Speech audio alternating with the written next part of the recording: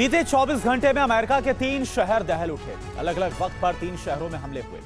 New Orleans में हुए lone wolf attack के तार आईसिस से जुड़ रहे हैं और इसके साथ ही सवाल ये उठ रहा है कि क्या तीनों हमलों का आपस में कोई कनेक्शन? किसी को अंदाजा नहीं था कि साल 2025 अमेरिका के लिए 3 मनहूस खबर लेकर आएगा। नए साल पर अमेरिका के न्यू ऑरलियंस में लोन वुल्फ अटैक हुआ, जिसमें 15 लोगों की मौत हो गई। वहीं इसके बाद लास वेगास में ट्रम्प होटल के सामने टेस्ला साइबर ट्रक में जबरदस्त ब्लास्ट हुआ। इसके बाद न्यूयॉर्क के क्लब में एक सिरफिरे ने अंधाधुंध फायरिंग कर दी। ये न्यू ऑरलियंस की तस्वीरें हैं, जहां 1 जनवरी की रात सबसे पहला हमला हुआ।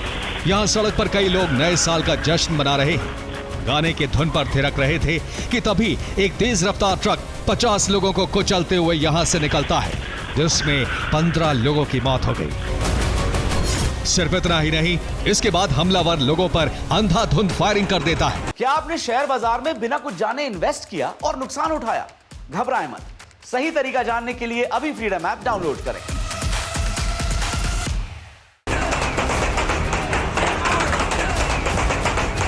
इस हमले को कुछ ही घंटे बीते थे कि न्यू ऑरलियंस से 1700 किलोमीटर दूर लास वेगास में जबरदस्त धमाका हुआ।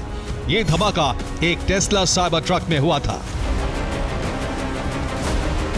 धमाके के वक्त ट्रक ट्रम्प टावर के सामने खड़ा था। अचानक पहले धुआं उठता है और फिर ब्लास्ट होता है। विस्फोट के बाद छोटे छोटे टुकड़े पूरे इलाके में फैल जाते हैं। इस धमाके से आसपास अफरा तफरी मच जाती है। अभी अमेरिका इन हमलों से संभला भी नहीं था कि न्यूयॉर्क के क्लब में एक सिरफिरा घुसकर अंधाधुंध फायरिंग कर देता है, जिसमें 11 लोग घायल हो गए। बीते 24 घंटे में अमेरिका एक के बाद एक 3 बार जिस तरह से दहला, उसे लेकर कई सवाल उठ रहे हैं कि क्या अमेरिका में हुए हमले कोऑर्डिनेटेड थे? क्या सब कुछ प्री प्लानिंग के तहत हुआ? और क्या हमलावर एक दूसरे के संपर्क में थे? फिलहाल इसे लेकर FBI जांच कर रही है। दरअसल शक है कि इन तीनों हमलों के पीछे ISIS का हाथ है। इस शक को बल न्यू ऑरलियंस में हुए लोन वुल्फ अटैक से मिल रहा है। न्यू ऑरलियंस आतंकी हमले में पुलिस ने ट्रक ड्राइवर को गिरफ्तार कर लिया है। उसकी पहचान शमसुद्दीन जब्बार के रूप में हुई है। शमसुद्दीन जब्बार का जन्म अमेरिका में ही हुआ है।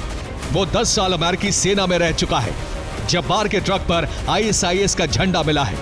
पिकअप ट्रक से IED के अलावा हथियार भी मिले हैं। शक इसलिए भी गहरा रहा है क्योंकि साइबर ट्रक और न्यू ऑरलियंस वाले ट्रक एक ही एजेंसी से रेंट पर लिए गए थे। हालांकि अभी इन हमलों को लेकर कोई कनेक्शन सामने नहीं आया है। Bureau report, TV9 Bharatvarsh.